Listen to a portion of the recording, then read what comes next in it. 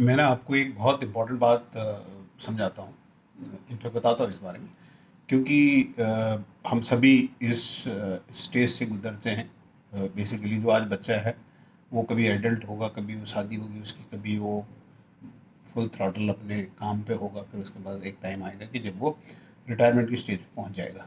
तो मैं ये आपको एक चीज़ बताना चाहता हूँ कि भाई ठीक है, जनरली हमारे हिंदुस्तान के अंदर क्या है कि जब हम काम करते हैं तो हम सारा जो अपनी धन दौलत है वो बच्चों की पढ़ाई पे लगा देते हैं, वो हम उनकी शादी पे लगा देते हैं, वो एक मे भी मकान बनाने पे लगा देते हैं।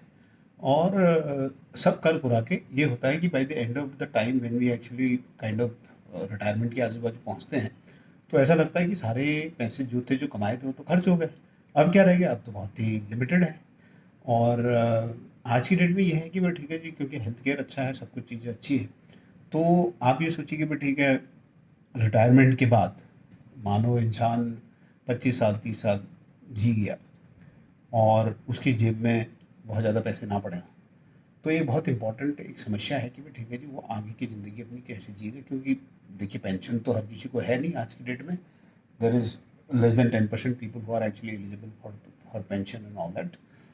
तो ये बहुत एक इम्पॉर्टेंट इशू है कि भाई ठीक है जी, हमको आज इसको बहुत पहले से ही, in fact from the time you actually start working you should start preparing for your retirement. मतलब किसी को भी आज बात करूँ तो वो कहता है अच्छा मैं तो 30 साल का हूँ, 35 साल का हूँ, मुझे क्या करना रिटायरमेंट से। तो ये इसमें बड़ा टाइम लगता है। और इस टाइम को आप जो है अपनी इन्वेस्टमेंट को इस तरह से रखें कि भाई ठीक है जी, by the time you get in to the retirement you have sufficient और एडिक्वेट कॉर्पस कि आप अपने आगे की ज़िंदगी जो है बहुत अच्छी अच्छी तरह से गुजर बसर कर सकें। अब हिंदुस्तानी पेरेंट्स का जनरली क्या है कि क्योंकि पुराने old old school of thought में तो ये था कि भाई ठीक है जी, बच्चे होंगे, बच्चों को हम ठीक ठाक करेंगे और उसके बाद वो जो है हम देख रेख करेंगे। बट अब टाइम थोड़ा चेंज होता जा रहा है, न्यूक्लियर फैमिलीज बनती जा रही है और we see all what it is happening around. But I think it's important. मैं किसी को ब्लेम नहीं कर रहा हूँ इसमें।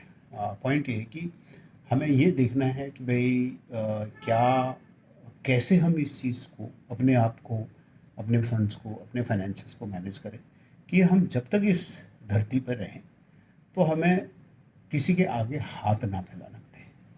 किसी बच्चों के साथ भी रहें बहुत अच्छी बात है, बट उन पर डिपेंडेंट बन के नहीं। तो ये मेरी आपसे दरख्वास्त है कि आप इस चीज़ को जिस उम्र में भी है इसको बहुत अच्छी तरह से देखिए।